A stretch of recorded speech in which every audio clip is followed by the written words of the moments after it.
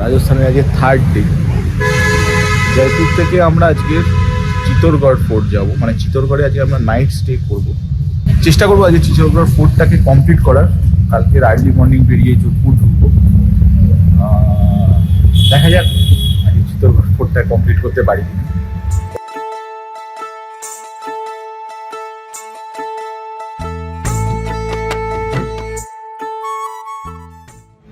জয়পুর থেকে কিষানগঞ্জ বলে একটা জায়গায় এসে দাঁড়িয়েছি। এখান থেকে 3 ঘন্টা লাগবে হচ্ছে আপনার চিতোর। সেটাকে স্টিল ব্রেক করে এখন আমরা এক্সপ্রেস ওয়ে ধরবো, ধরে চিতোরগড় ঢুকবো। ও টাইম দিচ্ছে আমায় 3টে, তো আমরা ডাইরেক্ট চিতোরগড় ফোর্টেই ঢুকবো।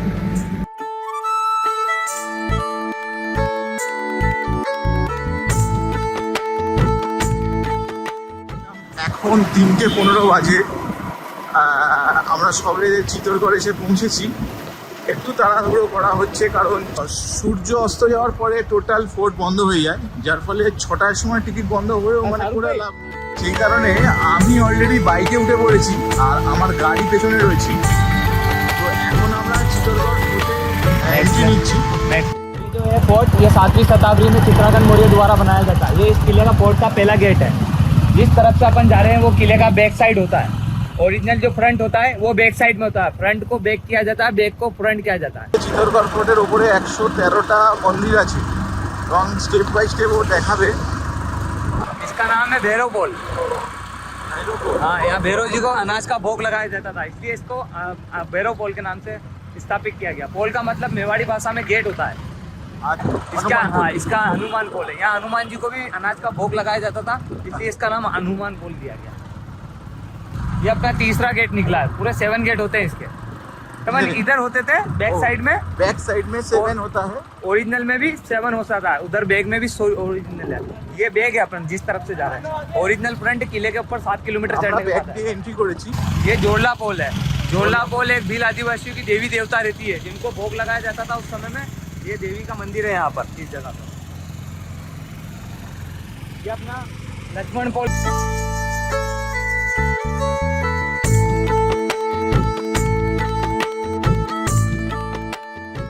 ये इस गेट का 6 गेट हो गया।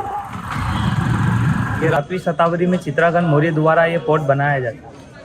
जब इसको 7वीं शताब्दी में फोर्ट को बनाया जाता है, इसके ओरिजिनल जो गेट हुआ करते थे वो किले के बैक साइड में। तो ओरिजिनल फ्रंट बैक साइड में जिस तरफ से आप आए हो वो उस जगह पे अनाज उगाया जाता था। फर्स्ट टेम्पल जो आप विजिट करते हो ये 8th सेंचुरी के अंदर बनता है। 1200 साल पुराना मंदिर है। इसको बप्पा रावल बनाते 8th सेंचुरी के अंदर, जब इसके अंदर विष्णु जी का मूर्ति था। 1303 के अंदर अलाउद्दीन खिलजी अटैक करते हैं कि बहुत खूबसूरत रानी पद्मावती को हासिल करने के लिए। फिर सन 1433 में महाराणा कुंभा यहाँ की राजगद्दी पे बैठते हैं और इसको वापस रिनोवेट करवाते हैं। रिनोवेट में इसके अंदर राधा, कृष्ण और बलराम तीनों की मूर्ति की स्थापना करवा के इसको वापस चालू कराते हैं। आप इसका फ्रंट और बैक देखोगे तो सोमनाथ और जगन्नाथ जी का मंदिर देखा, उड़ीसा और गुजरात का ये दोनों बहुत खूबसूरत मंदिर है। उन दोनों का कॉपी करके इसको बनाया गया है इस मंदिर को। मंदिर के नीचे गरुड़ है जो विष्णु जी का वाहन है। आप जहाँ भी ये गरुड़ को देखोगे सामने विष्णु जी का मूर्ति होता है। तो अभी विष्णु जी का मूर्ति तो नहीं है, अभी राधा, कृष्ण, बलराम का मूर्ति है। इस गरुड़ को इसलिए लगाया गया ताकि आने वाली पीढ़ियों को मालूम पड़े कि यहाँ पहले 8th सेंचुरी, आज से 1200 साल पहले विष्णु टेम्पल। तो मैंने आपको बताया था इस किले के 2 रूल्स है। नीचे जाता है तो युद्ध करता है, शहीद हो जाता है तो उसकी रानी जोर करती है। और एक होता है सती प्रथा। मीराबाई को प्राप्त हुई यहाँ सती प्रथा, क्योंकि उनके हस्बैंड की अकाल मृत्यु हो गई थी भगवान की। जब विक्रमादित्य उनको बोलते कि अब आपको सती होना पड़ेगा, पर उन्होंने इनकार कर दिया कि मैं सती नहीं हूँ, मैं तो कृष्ण भगवान से इष्ट रखती हूँ। क्योंकि वो जो उनकी वो यूँ सोचती कि मेरा विवाह कृष्ण भगवान के साथ हुआ जो कि अमर है, तो मैं सती नहीं हूँगी। तो वो इनकार कर देते हैं।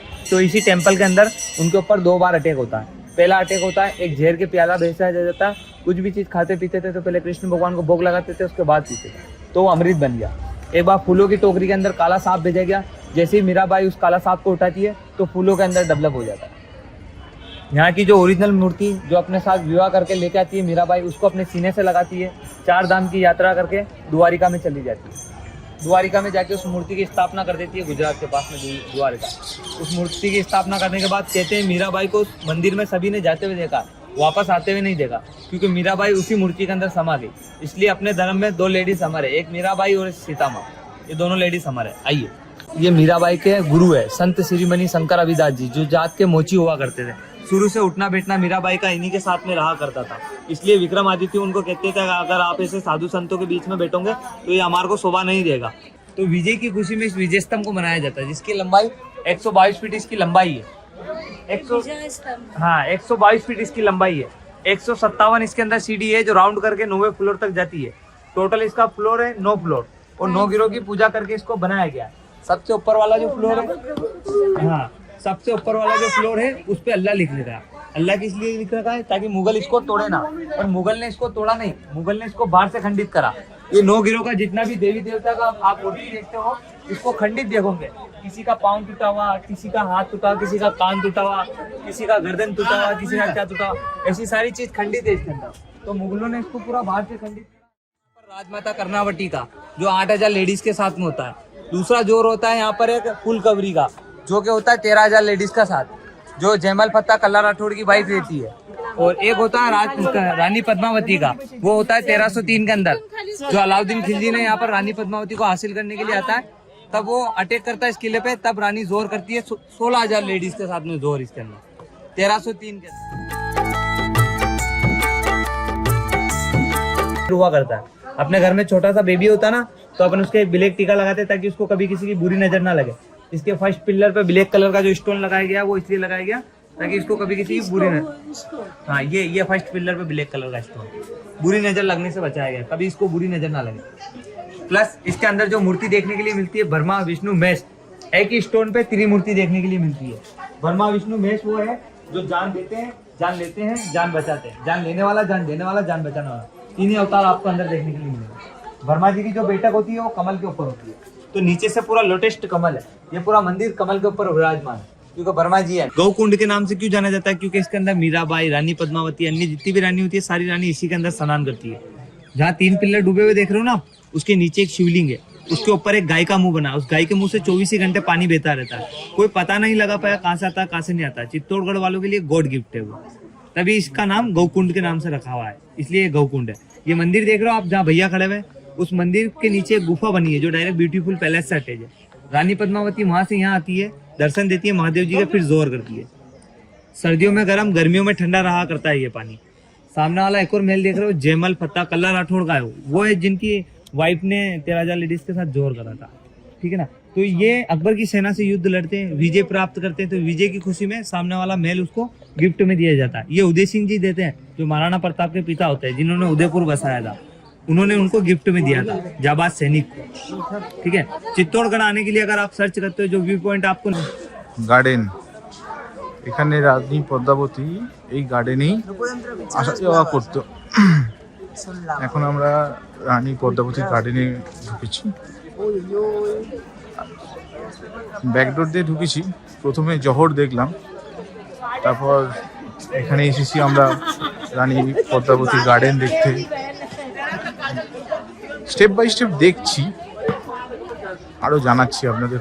इस जगह पे लकड़ी की नाव रखाती थी और राजा रानी दोनों इससे आना जाना करते थे, ठीक है। 1303 में जब अलाउद्दीन खिलजी ने उस किले को घेरा था, तो बैक साइड से घेरा था। बैक साइड में 4 से 6 महीने तक कंटिन्यू इस किले के ऊपर आक्रमण करते रहे।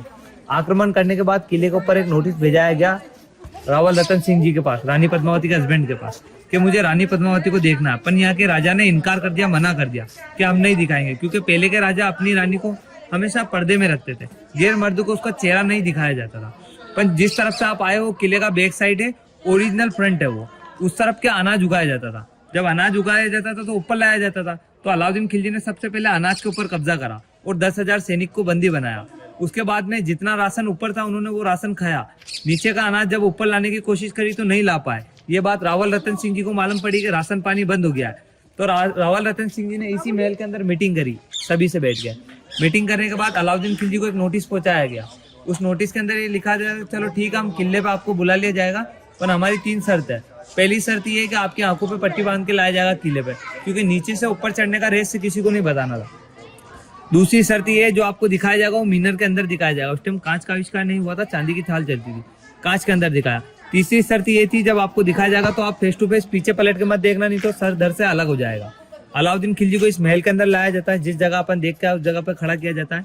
रानी पद्मावती को तीसरे नंबर की सीढ़ी पे खड़ा किया जाता है और अलाउद्दीन खिलजी को यहाँ खड़ा किया जाता है। आंखों से पट्टी हटाते हैं, रानी का रिप्लेसमेंट डायरेक्ट आईने के अंदर जाता है, चारों ओर से कैद हो जाती है। पहली बार अलाउद्दीन खिलजी की आंखों से पट्टी हटा के रानी पद्मावती को दिखाया जाता है।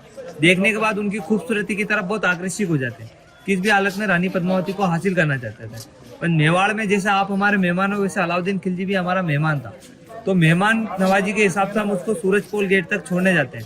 जब हम उसको सूरजपोल गेट तक छोड़ने जाते हैं तो वहाँ रावल रतन सिंह जी को धोखे से बंदी बना लेता है। वो बंदी बनाने के बाद दिल्ली ले जाता है। दिल्ली ले जाने के बाद एक नोटिस रानी पद्मावती के लिए यहाँ पहुंचाता है कि अगर आप दिल्ली आओगे तो इनको छोड़ेंगे, वरना इनको नहीं छोड़ेंगे। तो उनके दो भाई होते हैं, एक गोरा और एक बादल। ये दोनों जाबाज सैनिक रहते हैं। ये सैनिक क्या करते हैं, अलाउद्दीन खिलजी को एक नोटिस लिखते हैं। उस नोटिस के अंदर ये लिखते हैं कि आप हमारे को 700 पालकी और राघव चेतन का सर भेज दीजिए। राघव चेतन वो था जो यहाँ का पंडित था, काला जादू करता था। तो रावल रतन सिंह जी ने उसको काला जादू करते हुए पकड़ लिया था। जब उसको काला जादू करते हुए पकड़ लिया था तो मुंह काला करके गधे पे बिठा के चित्तौड़गढ़ से मेवाड़ से भगा दिया था। क्रोध में आके उसने अलाउद्दीन खिलजी को भड़काया, चित्तौड़गढ़ के रहस्य और चित्तौड़गढ़ की रानी की खूबसूरती के बारे में बताया। ये सभी खूबसूरती के बारे में बताने के बाद अलाउद्दीन खिलजी भी राघव चेतन के साथ गद्दारी कर देता। उसका सर कलम करके मेवाड़ में और 700 पालकी पहुंचाता है। उन 700 पालकी में ये गोरा और बादल 16,000 जेंट्स जाते हैं, जिसमें 700 जेंट्स लेडीज कॉस्ट्यूम पहनते हैं और दिल्ली जाके छुटवा के लाते हैं। रानी पद्मावती यहीं रहती है, ना कि दिल्ली जाती है। फिर उसके बाद में क्या होता है, एक दिन का युद्ध होता है। अपने रावल रतन सिंह जी को वहां से छुटवाया जाता है। छुटवाने के बाद 102 दिन का विलोन लगता है उनको यहाँ आने में। फिर उनको यहाँ लाया जाता है। इसी महल के अंदर उन जड़ी बूटियों से उनको रिमूव करते हैं, यानी उनका घाव को भरते हैं। जितने में अपनी पूरी सेना लेके बैटल ग्राउंड में अलाउद्दीन खिलजी आएगा। अब अपना नेक्स्ट पॉइंट बैटल ग्राउंड है। वहाँ पर युद्ध हुआ था, तो युद्ध की स्टोरी सुनेंगे अपन, ठीक है सर। इसके अंदर अभी भी मतलब वो है, ऐसे बताया डूब के मर जाते हैं, इसमें किसी को एंट्री नहीं। कहाँ से उसने उसकी परछाई देखी और फिर उस समय में राजा महाराजाओं का जो अटैक हुआ करता था वो इस तरफ से हुआ करता था। आप एक चीज नोट करोगे इसके अंदर, फर्स्ट वाला माउंटेन नोट करोगे, जिसके अंदर आपको सर, पेट और पाँव दिखेगा। फर्स्ट वाला माउंटेन, ये वाला माउंटेन, फर्स्ट वाला दिख रहा है आपको? मैम एक सेकंड इधर सुनिए, आप नहीं देख रहे हो, देखा ये फर्स्ट वाला माउंटेन देख रहे हो आप? इसके अंदर आपको सर दिखेगा, पेट दिखेगा और पाँव दिखेगा, अपर टू लेग दिख रहा है ना। इसको अलाउद्दीन खिलजी ने अपने सैनिक द्वारा बनवाया था तीर कमान से बचने के लिए। इसी के बैक साइड में वो अपने कैंप लगाता है। 6 से 7 महीने कंटिन्यू इस किले के ऊपर आक्रमण करता है और इस किले को पूरा खंडित करता है। उसको किले के अंदर घुसने का रास्ता नहीं मिलता है। तो जब रावल रतन सिंह जी को धोखे से वहां ले जाता है वापस, रावल रतन सिंह जी को गोरा और बादल छुटवा के लाते हैं। फिर क्या करता है, अलाउद्दीन खिलजी पूरी सेना लेके इधर आ जाता है बैटल ग्राउंड में। हाथी को लाता है, हाथी को नशा कराता है, मदिरा पिलाता है। मदिरा पिलाने के बाद जैसा 7 गेट पार कर रखा था, वैसा 7 गेट इधर भी होता है। 7 गेट से हाथी को छोड़ता था मदिरा पिलाने के बाद, तो हाथी 1 गेट तोड़ता, 2 गेट तोड़ता, 6 गेट नष्ट करता हुआ चल गया था। 7वां गेट रहता है सूरजपोल गेट। उस गेट पे इतने बड़े अंकुश लोहे के खिले लगे हुए हैं। जैसे हाथी उसको पुश करता था वहीं मर जाता, क्योंकि उसके ऊपर एक जहर का डिप लगता था। इंजेक्शन होता ना, जैसे उसको डिप करता है, इंजेक्शन लगता है अंदर, वाला डिप लगता था आगे। सूरजपोल गेट है, पावरफुल गेट है।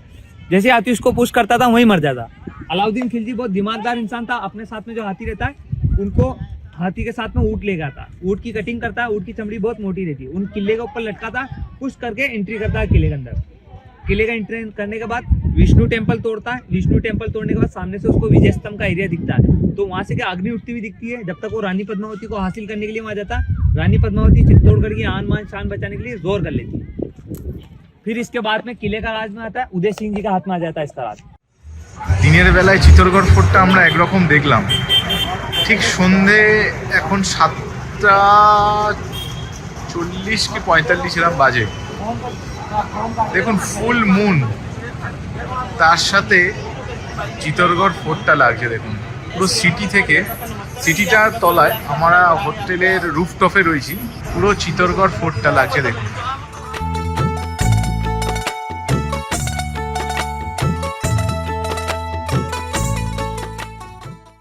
পরে এসে রুম পেয়েছি, হোটেল কুম্ভ রিট্রিট। তখন আমরা রুম নিয়েছি। এখন সকালবেলায় আপনাদের রুমটা দেখিয়ে দিচ্ছি। ঠিকঠাক মোটামুটি 1 নাইট জাস্ট আমরা স্টে করেছিলাম। এই রুম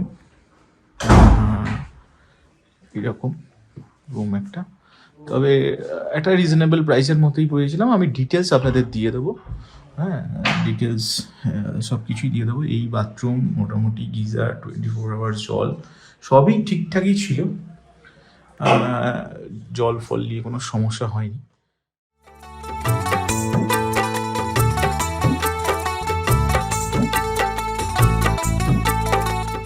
আমরা এখন 4:15 নাগাদ আমরা যোধপুরে এসে পৌঁছেছি। হোটেল আমাদের কাছেই, মানে উমেদ ভবনের কাছেই আমাদের হোটেল। তো আমরা জাস্ট আজকের উমেদ ভবনটাই দেখবো, আর জয়সলমীর থেকে ফেরার সময় আমরা ওই ফোর্ট আর যশবন্ত ধাওয়া দেখবো। তো এখন আমরা উমেদ ভবনের ভেতরে ঢুকছি। টিকিট কাউন্টারে টিকিট কাটতে গিয়ে ছেলের বন্ধুর সঙ্গে দেখা, ছেলের স্কুলের একজন ফ্রেন্ড, ওর নাম আরিশ। ও এখন এসে উমেদ ভবনে এসেছে ওর ফ্যামিলি নিয়ে। আমার ছেলেও ওর সঙ্গে দেখা করেছে, ওরা ভেতরে অলরেডি টিকিট কেটে পৌঁছে গেছে। ওরা এসেছে 14 দিনের জন্য রাজস্থানে, আমি বললাম আমাদের 8 দিন, তবে ওরা ফিরবে 5 তারিখ, আমরা 4 তারিখ ব্যাক করব। এখন ওর সাথে এখন ঘুরতে হবে এবং ওদের ছবি তুলে দিতে হবে, এই হচ্ছে ওদের বায়না দুজনের। এখন আমরা আস্তে আস্তে টিকিট কেটে উমেদ ভবনের ভেতরে আমরা রিগমোর হাভেলি এই হোটেলটা আমরা নিয়েছি। এটা একদম মেন সিটি, মানে উমেদ ভবন যেখানে, উমেদ ভবন থেকে জাস্ট 5 মিনিট লাগবে। এই রাস্তাটা সোজা চলে গেছে হচ্ছে আপনার উমেদ ভবনের দিকে। এখানে আমরা রুমটা নিয়েছি, দুটো রুম। চলুন দেখছি, রুমটা দেখাই আপনাদের। বিপিন ভাইয়া সে বাত হুয়া থা। বিপিন ভাইয়া হ্যালো। হ্যাঁ ঠিক আছে, ওনার সাথে কথা বলেই আমরা রুমটা নিয়েছি। দুটো রুম আমরা আজকে নিয়েছি। 3 তারিখ আমাদের এখানেই থাকার কথা ছিল, কিন্তু উনি 3 তারিখ রুম দিতে পাচ্ছেন না, কারণ ওনার টোটাল ইটালিয়ান গ্রুপ একটা, ওনার এটা হাউস, ঠিক আছে। এখানে ছোট বাড়িটাকেই ওরা হোটেল টাইপের বানিয়েছে। হ্যাঁ, তো সেই রুমটাই আমরা বুক করেছি। চলুন রুমটা দেখাই। এই হচ্ছে আমার রুম, একটা ওই উল্টো দিকে রয়েছে, এইটা একটা রুম। এই রুমের এই ফ্লোর, এখানে একটা বেঞ্চ টেবিল টাইপের রয়েছে, চেয়ার। এই বেডরুম, এই আলমারি, এই আপনার বাথরুম, এটা হচ্ছে আপনার স্নান করার জায়গা, আমার ছেলে বলে দিচ্ছে। এই আয়না, এই বেসিন, এই কুমোট। ও এখন রেডি হচ্ছে বেরোনোর জন্য। আমরা একটু মার্কেটে যাব, দেখা যাক। হোটেলটা ঠিকঠাক একদিনের জন্য, তবে 3 জানুয়ারি আমরা এখানে থাকছি না, অন্য যোধপুরে অন্য সাইডটায় থাকবো হোটেলে।